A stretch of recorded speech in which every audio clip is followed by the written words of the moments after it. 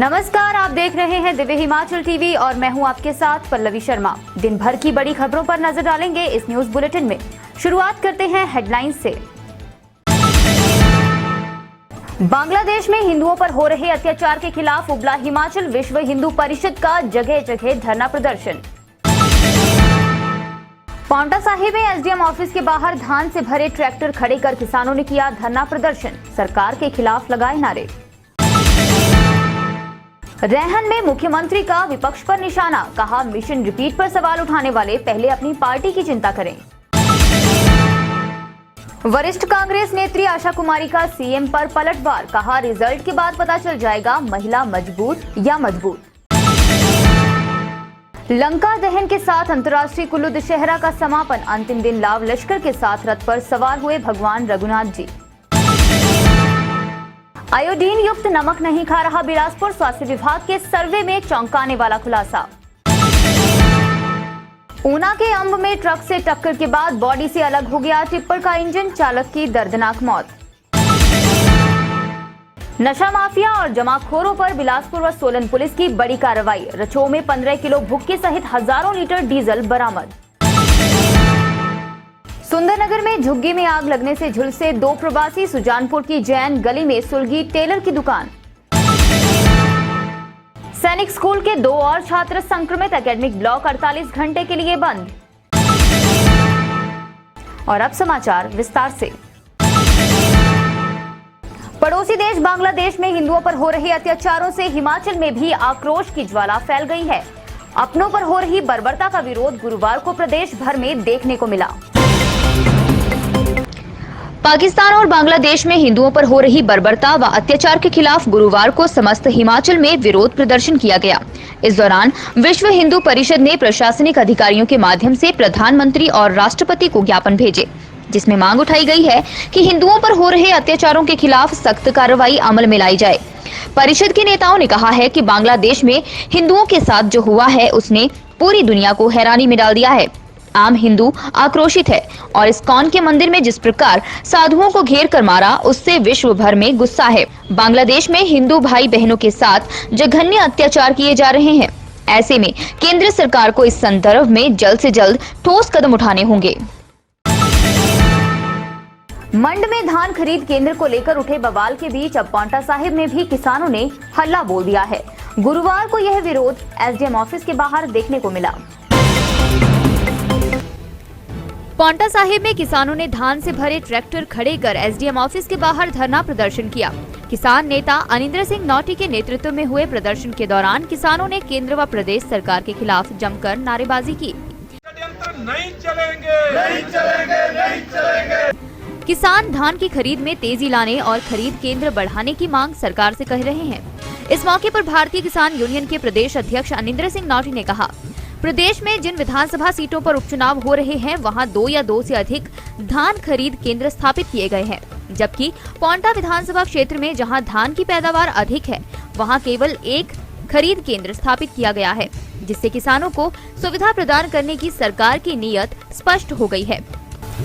सबसे बड़ी बात है कांगड़ा फतेहपुर, जहां बाई इलेक्शन है, वहां 15 किलोमीटर में धान के 3 खरीद सेंटर, फतेहपुर, रियाड़ी, इंदौरा। और पांवटा साहब में जहां हिमाचल में सबसे ज्यादा अच्छा धान होता है, सबसे ज्यादा होता है, वहां खरीद का 1 सेंटर, नालागढ़ में 1 सेंटर, ऊना में 1 सेंटर। क्या ये चुनावों की सरकार है? क्या ये चुनावों के हिसाब से किसानों का गला घोंटने पे तुली हुई है? ये राजनीति नहीं चलेगी, ये घटिया राजनीति किसानों के साथ नहीं चलेगी, क्योंकि अब किसान जाग गया है और भारतीय किसान यूनियन ने किसानों की आवाज को उठाना शुरू कर दिया। एसडीएम ने कहा कि पहली बार प्रदेश में धान खरीद शुरू की गई है, ऐसे में कई समस्याएं सामने आना लाजमी है। प्रशासन इस बारे में सजग है और समस्याओं का समाधान किया जा रहा है।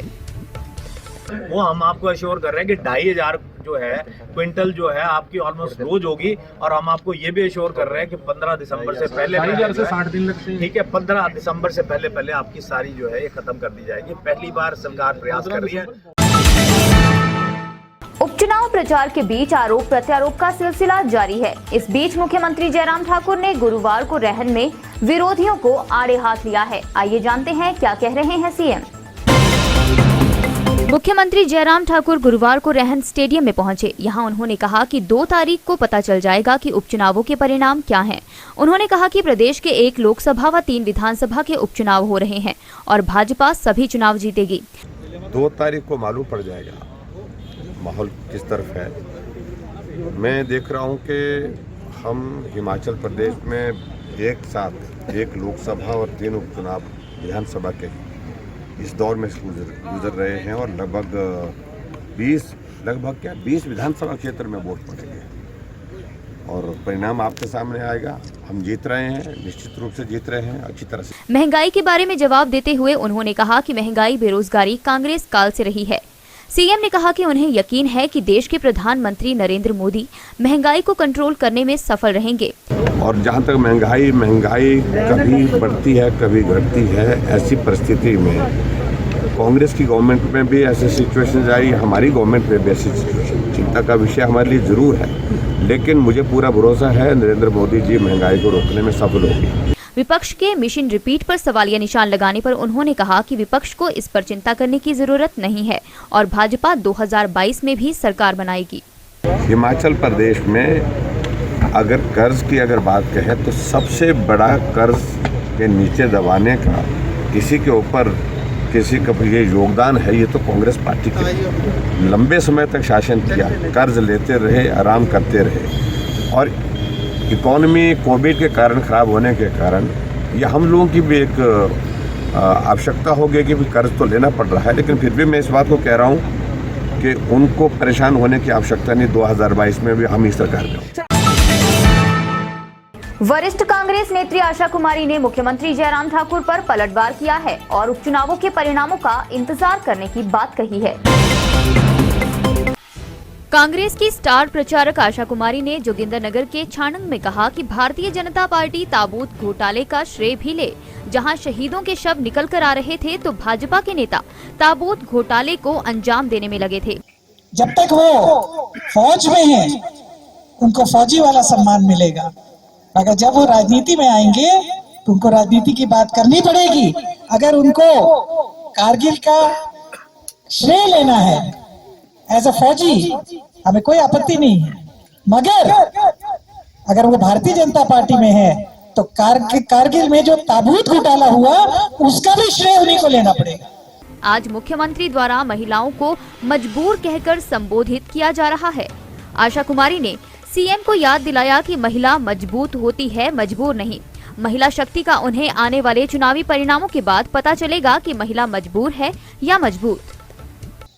महिलाओं को मजबूर बोले, मैं समझती हूँ कि महिला शक्ति जो है जब अपने रूप में आ जाती है तो मजबूर है या मजबूत है ये महिलाएं बताती हैं। आज प्रतिभा सिंह आपके बीच में खड़ी है, एक बार फिर खड़ी, पहले भी खड़ी थी, पहले भी वो आपकी सांसद रही है। प्रतिभा सिंह के बारे में जो टिप्पणियां मुख्यमंत्री ने की वो अशोभनीय भी है और किसी महिला के बारे में महिला को मजबूर बोलना मैं समझती हूँ बहुत बड़ी एक गलती है। देवभूमि कुल्लू में गुरुवार को 7 दिन तक चले ऐतिहासिक समागम का समापन हो गया। अंतर्राष्ट्रीय उत्सव के दौरान कई देवी देवता दशहरा के साक्षी बने। कुल्लू के ढालपुर मैदान में 7 दिन तक चलने वाले अंतर्राष्ट्रीय दशहरा उत्सव का लंका दहन के साथ समापन हो गया। इस मौके पर भगवान रघुनाथ जी की भव्य रथ यात्रा निकाली गई, जिसमें उत्सव में विराजमान देवी देवताओं ने भी भाग लिया।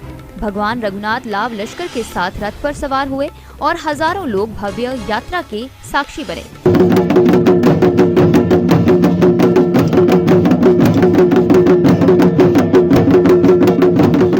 लंका दहन के लिए रथ यात्रा पशु मैदान के अंतिम छोर पर पहुंची, जिसके बाद माता हिडिंबा व राज परिवार के सदस्यों ने लंका दहन की परंपरा का निर्वहन किया, जिसके बाद देवी देवताओं ने भगवान रघुनाथ से विदाई ली।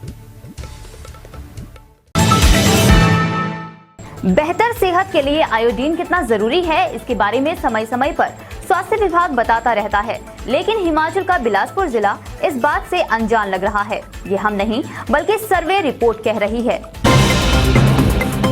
बिलासपुर जिला को छोड़कर प्रदेश के बाकी जिलों में लोग आयोडीन युक्त नमक प्रयोग कर रहे हैं, जबकि बिलासपुर के लोग जो नमक प्रयोग कर रहे हैं उसमें आयोडीन की मात्रा आधे से भी कम है। स्वास्थ्य विभाग की तरफ से किए गए सर्वेक्षण में इस बात का खुलासा हुआ है। रिपोर्ट में बताया गया है कि बिलासपुर के नमक में आयोडीन की मात्रा महज 45.8% है। इसके विपरीत कांगड़ा जिला के लोग 99.2% आयोडीन युक्त नमक का इस्तेमाल कर रहे हैं। इसके अलावा चंबा में यह प्रतिशतता 92.7%, हमीरपुर में 97.4%, किन्नौर में 84.7%, कुल्लू में 97.3%, मंडी में 97.7%, शिमला में 96.2%, सोलन में 94.03% और जिला ऊना में 96.01% है। विभाग के अधिकारियों का कहना है कि लोग आयोडीन युक्त नमक का प्रयोग तो कर रहे हैं, लेकिन नमक खुले में रखने और गैस के पास रखने से नमक से आयोडीन उड़ जाता है, जिस कारण नमक से आयोडीन की मात्रा कम हो जाती है। ऊना के अम में गुरुवार को एक दर्दनाक हादसा पेश आया। हादसा इतना भयानक था कि ट्रक से टक्कर के बाद बॉडी से टिप्पर का इंजन अलग हो गया।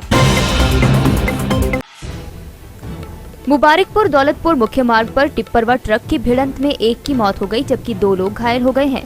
टिप्पर भरवाई से कुनेरन स्थित क्रशर से सामान लेने जा रहा था। इसी बीच गुरुवार सुबह करीब 4:30 बजे विद्युत सहायक अभियंता कार्यालय के पास से दौलतपुर की तरफ से आ रहे जम्मू कश्मीर नंबर के ट्रक से भिड़ंत हो गई। टक्कर इतनी जबरदस्त थी कि टिप्पर की बॉडी इंजन से अलग होकर सड़क पर जा गिरी और ट्रक टिप्पर से टकराने के बाद टायर पंक्चर की दुकान में जा घुसा। घटना के बाद ट्रक चालक व सहचालक मौके से फरार हो गए। उधर टिप्पर चालक को बाद में क्रेन की मदद से बाहर निकालने के बाद 108 एम्बुलेंस से अम हॉस्पिटल ले जाया गया, जहां उसकी मौत हो गई। मृतक की पहचान सोनू निवासी अलोह के रूप में हुई है। SHO आशीष गुलेरिया ने बताया, पुलिस ने आगामी कार्रवाई शुरू कर दी है। मुबारकपुर में एक ट्रक और टिप्पर में आमने सामने टक्कर हो गई, जिसके कारण कि जो ये टिप्पर चालक था उनका नाम पवन कुमार है, son of Kashmir Singh, village Alo, उम्र 42 साल। इनकी जो हॉस्पिटल जब लेके गए तो वहाँ पर डेथ हो गई है और इसमें पुलिस ने मामला दर्ज कर और इसमें जो इन्वेस्टिगेशन है वो की जा रही है। बिलासपुर और सोलन पुलिस ने संयुक्त रूप से नशा माफिया और जमाखोरों के खिलाफ बड़ी कार्रवाई की है। पेश है ये हैरान कर देने वाली खबर। बिलासपुर और सोलन पुलिस ने गुरुवार को संयुक्त रूप से दोपहर बाद चंडीगढ़ मनाली नेशनल हाईवे पर रचो नामक स्थान पर दबिश दी। इस दौरान ढाबा चलाने वाले बतोराम से करीब 15 किलोग्राम भुक्की बरामद की, जबकि एक अन्य होटल व दुकान मालिक राजकुमार से करीब 3000 लीटर अवैध डीजल, 30 लीटर पेट्रोल और 800 लीटर इंजन ऑयल बरामद किया। पुलिस ने ये कार्रवाई गुप्त सूचना के आधार पर की है। दोनों जिलों की पुलिस की संयुक्त कार्रवाई से नशा माफिया में हड़कंप मच गया है। तो रेड करने पर जो एक दुकान जो अभी यहाँ है, इसका नाम जो बतोराम है, तो basically he is from Nalagarh, और इसकी दुकान की जब हमने सर्च ली है तो सर्च के दौरान इसकी दुकान से हमें 15 किलो के आसपास जो भुक्की बरामद हुई है। और जो दूसरी दुकान में जो इससे 200-300 मीटर पीछे है, जिसका नाम राजकुमार है, वहाँ भी हमने पूरी टीम के साथ जो रेड की है। तो लगभग 3-4 जो कमरे हैं उनमें अलग-अलग जगह से जो हमें तकरीबन 3000 लीटर जो वो डीजल और तकरीबन 30 लीटर पेट्रोल और 800 लीटर इंजन ऑयल जो बरामद हुआ है। सुंदरनगर और सुजानपुर में आगजनी की 2 घटनाओं में लाखों का सामान राख हो गया, जबकि 2 प्रवासी मजदूर भी झुलस गए। देखते हैं इस रिपोर्ट में।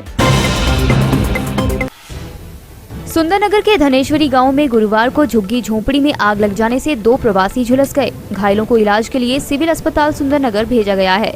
हुआ यूं कि धनेश्वरी पुल के पास सुबह करीब 10 बजे गैस सिलेंडर ने आग पकड़ ली और झुग्गी को भी चपेट में ले लिया।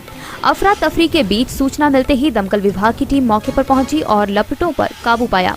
लीडिंग फायर कर्मी हरीश पॉल ने बताया कि आगजनी की घटना में 2 लोग गंभीर रूप से घायल हो गए हैं। फोन आया ना कि झुंगियों में आग लगी है एक्सचेंज के पास।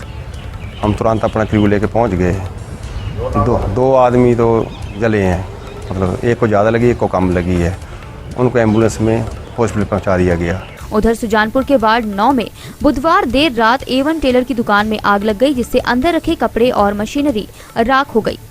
आग बुधवार देर रात करीब 12 बजे लगी। थाना प्रभारी सतपाल शर्मा ने बताया, नुकसान संबंधित रिपोर्ट बनाकर प्रशासन को सौंप दी जाएगी। मेरे को रात को 12 बजे पता लगा, पड़ोसियों ने बताया, मैं आके देखा तो पूरे कैसे उस टाइम 12 बजे।